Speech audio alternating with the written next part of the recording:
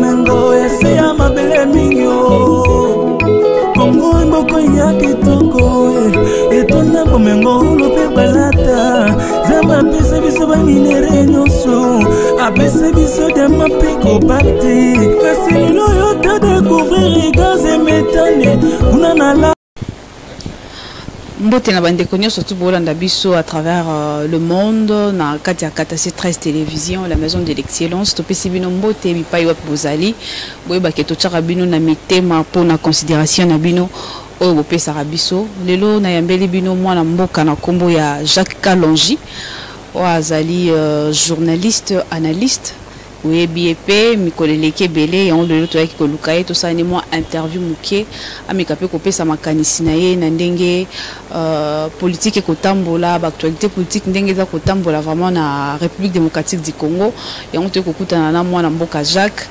apesa ye pe makani. Voilà, merci na bino bo continuer ko s'abonner na chaîne na bino o bolingra mingi Katase 13 télévision to ça bongo na ndeko Jacques Kalonji mwana mboka bonne santé. Oui, santé za malamu, nzamba zo sala bisongolo et voilà. Pour les bello zo monana te, zo kanapé te, numéro peso le kate on dirait. Yondo Bokisinga, Katase Mobimba, ba boxi biso, ba zo so ko mona bisoté, na éviter ce problème nini et voilà. Donc on garde na sala zou wana ya koloba keme finalement chaîne na biso to ngara mingi est-ce que ba zolinga mbanda est-ce que ba kesika mususu de peut-être ngapela zengana ba interrogation mais tant na moni oye de rassurer nga quand même. Moi c'est un mingi okutana sous les lots to ça ko sala zou ate parce que bata Katase ba abonné à Katase ba abonné fidèle ya Katase ba linga ko mingi ba okutu ba isinga habitude ya vraiment il faut luka mwana mboka Jacques ndenge politique ezo kende politique a ndenge ezo tambola koto baati le kwebo frappe azo frapper na ndenge na ye koto pende ko Alexis Tambwe pas zo frapper na ndenge na ye déjà ozo mona ndenge nini pour lelo déjà za campagne to moni to tsko le kakuna to moni Alexis Tambwe vraiment azo battre record par rapport ya baati mais ozo mona ndenge nini entre bango bazami ça to mais le quoi batu belé baza vraiment la maîtrise ya baati le kwebo na Alexis Tambwe mwamba yo ko mona ndenge nini nanya obima na bango mibale. Voilà, je crois que tous on a 3 candidats à la présidence, il y a Sénat, on a bureau définitif, tous on a Alexis Tambwe Mwamba, il y a FCC, tous on a Bahati, le Kwebo, il y a AFDC et Allié, comme regroupement autonome, regroupement politique, mais tous on a Ndeko Eric Makangu, ouais, ils pratiquement Elongoyo et mis le rôle à Sika par rapport il y a 2 autres autorités, 2 premiers autorités Tanga Awa. Donc je crois que ce sont des bonnes guerres et la campagne, tout est déjà la campagne électorale là où ça m'a gagné la législative la présidentielle en décembre, au novembre-décembre et je crois que tout ce message na biloko yango ils ont des bonnes guerres, nous avons une stratégie dans la campagne, comment séduire les sénateurs parce que bango ba ko voter bureau définitif na bango. À ce stade, on ne sait pas encore dire nana ko gagner, nana ko gagner. Mais le problème, nous avons ba tout naïe, nous avons ba tout urbanini, biloko ko rassurer que à koko les cas. Par exemple, Ndeko Alexis Tambwe, il y a un musée par exemple sur les nombres. C'est-à-dire FCC, bazan a plus de 90 députés, j'assure que Batona Barosala fidèle, Bako travailler, même là stylo, caméra pour raison de discipline, va surveiller comportement, il y a Moutona isoloir, de toutes les façons. Donc Alexis Tambwe a un musée sur nombre wana. Donc chance c'est beaucoup plus numérique. Donc ceux qui battent sont plus de 90, ça lit confiance. Je crois que Alexis Tambwe, carte, il y a ticket, il y a FCC, il y a Joseph Kabila, à Kokoleka. Alexis, le Kwebo, il y a ça que jouer sur la bonne foi, la sagesse. Il y a lucidité, il y a des sénateurs. Donc, pour ceux qui sont sénateurs, il faut réfléchir 2 fois. Donc, à ça, il y a batouté. Mais numériquement, mais on compter sur bonne foi. Or, on a bonne foi, c'est vraiment subjectif parce qu'on se dit, bon, qui est de bonne foi, qui ne l'est pas, on a réfléchir. Donc ça, c'est encore un autre débat parce que finalement, tu as évité comment ça va se passer. Alors, Eric Makangou, peut-être c'est le plan B, il y a Joseph Kabila, d'ailleurs, Congo Nouveau a commis en gros, les journal. Alors, bon, c'est peut-être l'accessibilité. Eric Akokobima. Ça, c'est encore une autre carte, quelqu'un que je ne maîtrise pas très bien. Je ne sais pas comment, mais toujours dans le boulot Kaboye, bateau, bimagaloura dans les villes de Boye, il ne faut pas qu'on minimise Arabango. Parce que tu évites exactement, il vient jouer quelle carte. Il est là pourquoi? Tout ça, non, pourquoi il est là. Et en politique, comme une sorte de folie, mais c'est très bien calculé. Même si je perdais, il y a toujours plan Demoko et Zali. Donc, Eric Makangou, tu évites exactement rôle lié à jouer par rapport à un dossier na Sénat. Mais seulement, certains observateurs, est-ce que tu revivre sans courourisation, il y a Sénat? C'est-à-dire, tu revivre Mamba sans courouté. Et les gars qui mènent Namoukoumadi. Élection gouverneur samedi passé, mènent numériquement. Azaki na contrôle, il y a l'Assemblée provinciale à Sankourou. Moukoumadi comptait sur la bonne foi. Il y a des étrangers, des français, des belges. Alors, finalement, on se disait, mais est-ce que Moukoumadi a vraiment lobby, tout ça? Est-ce qu'il y a un cas? Mais pour Mende, il n'y avait pas de débat parce qu'on savait que l'Assemblée provinciale à Sankourou appartenait à la FCC, dans la majorité parlementaire. Et finalement, on a vécu ce qu'on a vécu. Pour le résultat, Moukoumadi fait 17 sur 25. Mende s'est retrouvé nulle part. Donc ça, c'était une surprise. Moutoyo, on pensait le moins qu'il y ait peut-être au Tchakate, il y a un gouverneur, même dans le but corruption, ça là qui alors on s'est dit, est-ce que même procédé la méthode et qu'on s'est répété tes recettes, on est qu'on zongate na Sénat, bien que vous puissiez mon stylo caméra. On a nous avons zippé caméra on a. À côté pas le beau papier mouchoir là ici caméra zomo na suma kambozo ko mama wana te et puis comme makamna ina suka allo afungoli caméra so pas ko boire stylo so pas que je ne sais pas.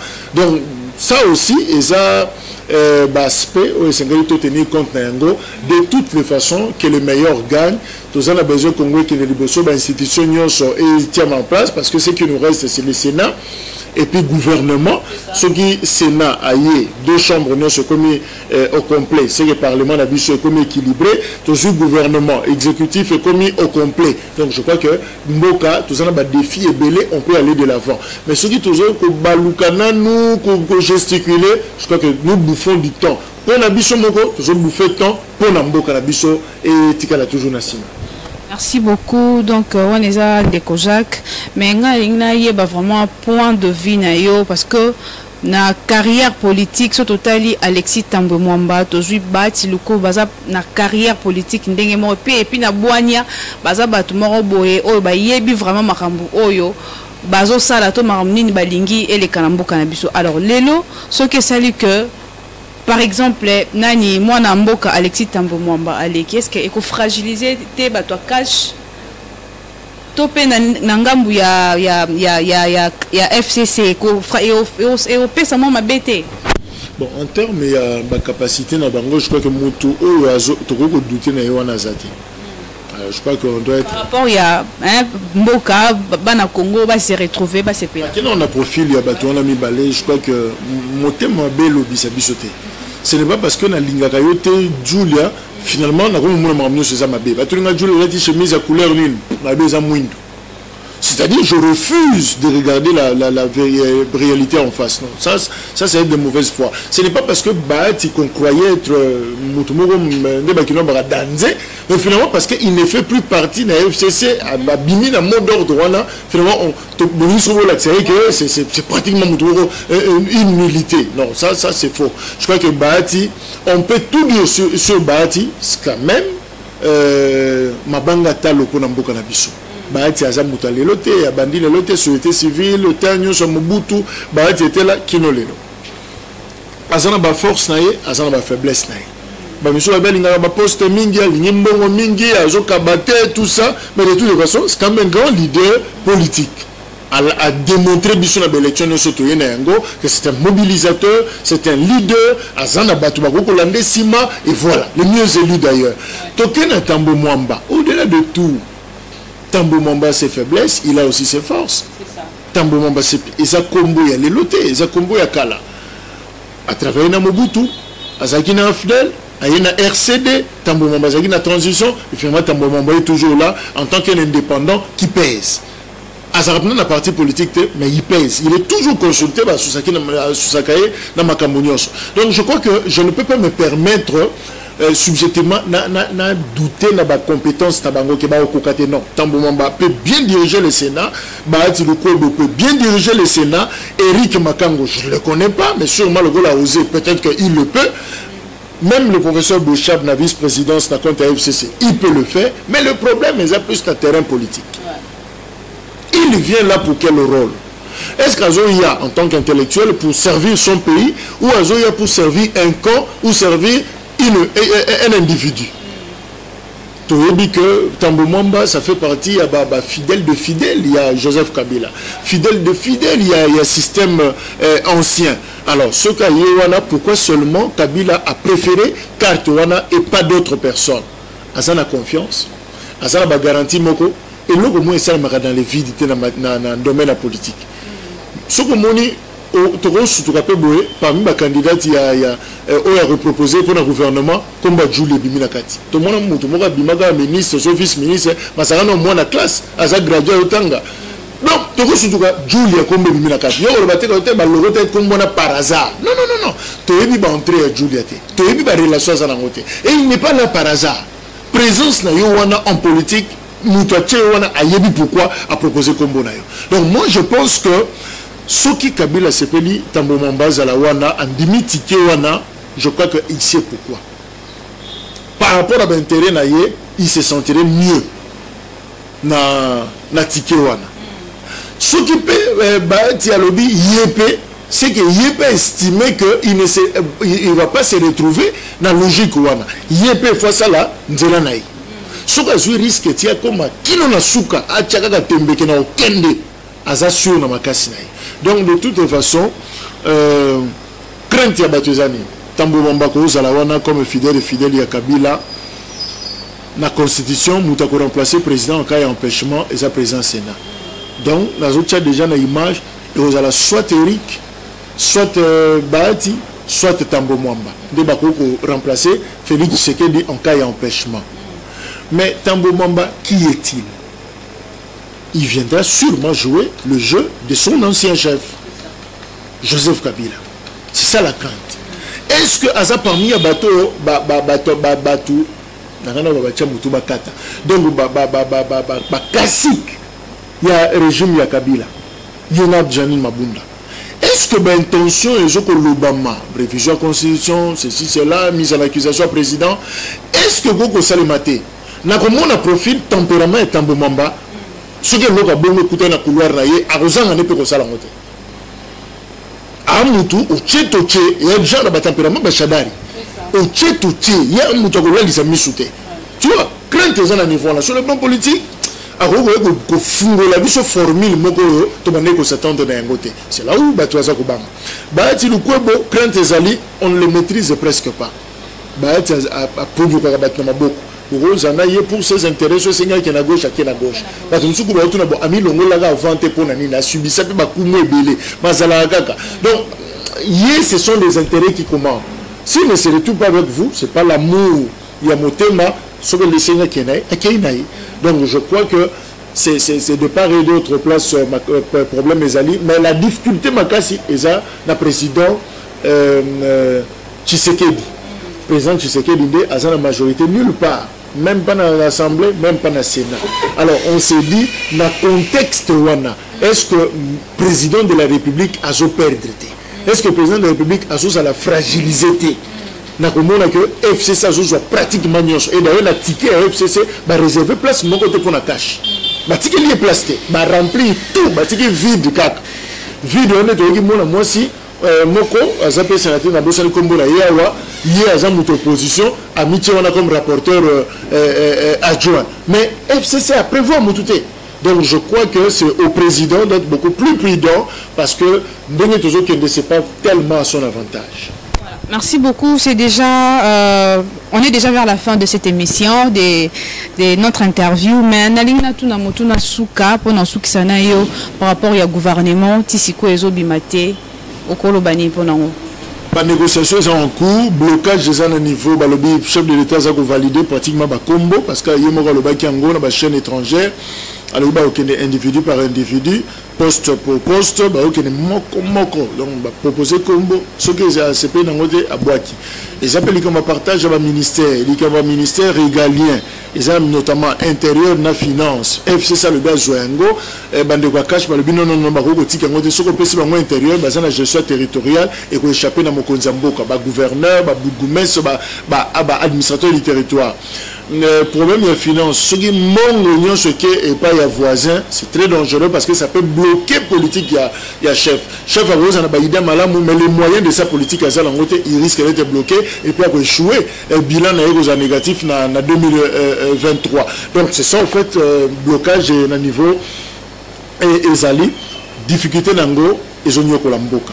Mboko yotambola sans gouvernement ba dépense ces ako salema oh président na cabinet na ye bazana bango responsabilité devant le parlement mutaro benga bango ta tuna bango bongo amne ko sele ndenge nini mutaro tuna te mais mbongo zokende alors bato bakoya soki pe ba umeli alors vous êtes dangereux parce que la priorité est à ébélé. Voilà pourquoi tout le monde va souhaiter à ce que un gouvernement responsable devant le Parlement est là pour que la redevabilité est là. Ce qui m'a comme ça, maintenant on laisse comme ça, cabinet, président pas engagement comme nous ne rendons pas un bon service à la nation. Merci beaucoup. Mot de la fin. Oui, voilà. Surtout les Congolais, vrai Congolais. Non, mais beaucoup, il y a Bango, il y a Bisso, je crois que y a Sengi na Bango, na Bisso Niso d'ailleurs. To Tikambo qu'on a bisoté, to ça l'a toujours soudé, to Sangana, et je crois qu'on est là d'ailleurs, il y a télévision la biso catastrophe. Je crois qu'ils permettent biso de garder contact wana communion wana patriotique, peut permettre biso de multiplier ma canisiba stratégie pour na kobimisambo qu'on a biso na gouffre na libulu oyo ezali. Et je crois que ba support ba canal to cano lokola oyo catastrophe, je crois que ezam moko il y a ba télévision nene oza ko faciliter biso justement bino boye ba makambo jolo kana mboka biso peto ba feedback ba réaction na bino pour na mboka. Je crois que nous ne pouvons que soutenir et moi personnellement je soutiens et nazo benga d'ailleurs na bande konyonso na Kinshasa na mokili mobimba ba s'abonner massivement la télévision oyo peut permettre biso to ba sango ya mboka. Alors des analyses, de vraies analyses na lobaka sans caricature, ba analyse ya ba passionné hein muto ya na ba sentiment na maté totika bongo ça là totika raisonnement et ça là tout le bamakamuna aliment ndenge sengeli sans quoi ça la militantisme na micro ndé bongo tokosunga mboka. Et voilà, je vous soutiens, je soutiens également l'équipe na mobimba pe naza ko soutenir bande konyonso oyo baza ko collaborer na yo et bravo. Je crois que un jour to remona na bande konabiso to garder contact na bango. Merci. Merci beaucoup, c'était bel et bien Jacques Kalonji, donc moi la mboka solo, un analyste politique, oyo, asa il a sentiment, tendenge mourauti koloba, alobara vraiment, bo solo, alors bisope, to mekape ko changer, to lobara, to zara réel, au lieu tout ça il a sentiment. Merci na yo, Alain Kateba, à la réalisation, et puis au montage, merci, tu es derrière la caméra, et merci na bande konyo surtout bazo soutenir Katase 13 Télévision. L'embâter pour s'abonner massivement ndengemo Tifalobi. En tout cas il y a plaisir à trop. Merci na El Conforta JB Lubangi, merci na Bino surtout pour na lelo to sukia.